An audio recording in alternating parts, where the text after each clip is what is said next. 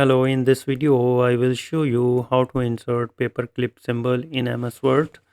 So let me open my on screen keyboard. So here what you need to do is you need to press Alt key, and on the numeric side keypad make sure your numlock is on and you have to press 128206 and release the Alt key. And here you can see the paperclip symbol is inserted, and here you can select it, make it bigger, and also you can apply any of your text. Let me write here the code. So what is the alt text code? You need to press 1 F 4 C E and press the alt text key, and here you can see that the symbol is inserted.